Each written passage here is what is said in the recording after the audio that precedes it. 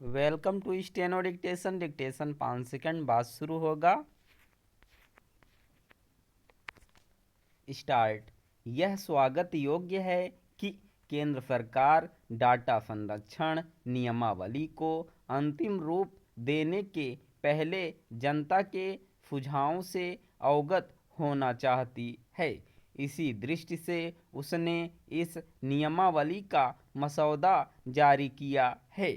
आज डाटा सुरक्षा एक अनिवार्य आवश्यकता है, क्योंकि लोगों के निजी डाटा की चोरी और उसके दुरुपयोग के मामले बढ़ रहे हैं।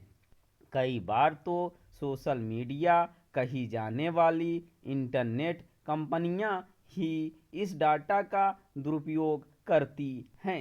लोगों का डाटा चोरी होता ही रहता है। जब ऐसा होता है तो संबंधित कंपनी आगे और सतर्कता बरतने का आश्वासन देकर कर्तव्य की इत्फरी कर लेती है। चिंताजनक केवल यह नहीं है कि लोगों की सहमति के बिना उनके व्यक्तिगत डाटा का इस्तेमाल विभिन्न कंपनियां मनमाने तरीके से करती हैं, बल्कि यह भी है कि उसके जरिए उनके विचारों को प्रभावित करने की भी कोशिश की जाती है।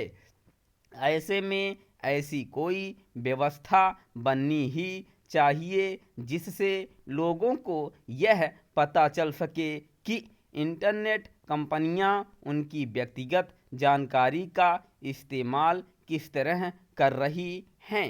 यह भी जरूरी है कि देश के लोगों का डाटा देश में ही रहे। डिजिटल व्यक्तिगत डाटा संरक्षण संबंधी प्रस्तावित नियमावली में एक प्राविधान यह भी है कि सोशल नेटवर्क प्लेटफॉर्म पर अकाउंट खोलने वाले 18 साल से कम आयु के बच्चों को माता पिता की सहमति लेनी होगी। यह प्राविधान उपयुक्त तो दिखता है, लेकिन इसमें संदेह है कि इस पर प्रभावी ढंग से अमल हो सकेगा, क्योंकि माता पिता की सहमति की नौबत तो तब आएगी जब बच्चा अपनी आयु 18 वर्ष से कम बताएगा।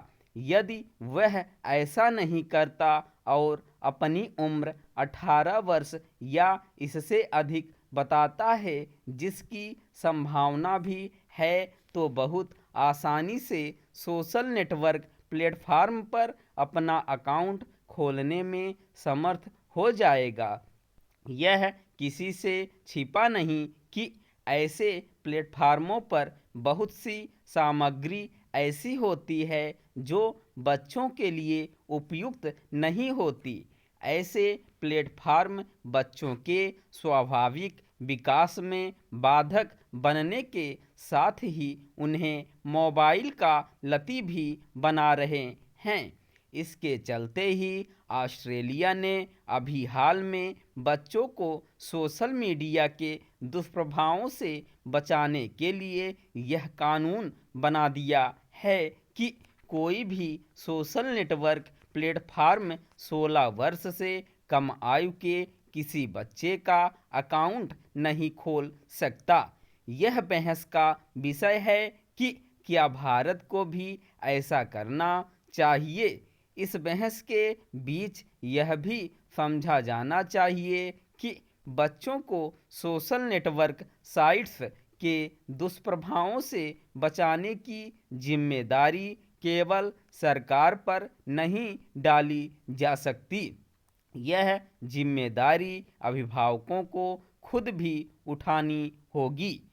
उन्हें यह देखना होगा कि यदि उनका बच्चा मोबाइल फ़ोन का उपयोग कर रहा है तो वह किस तरह की सामग्री देख रहा है। स्टॉप।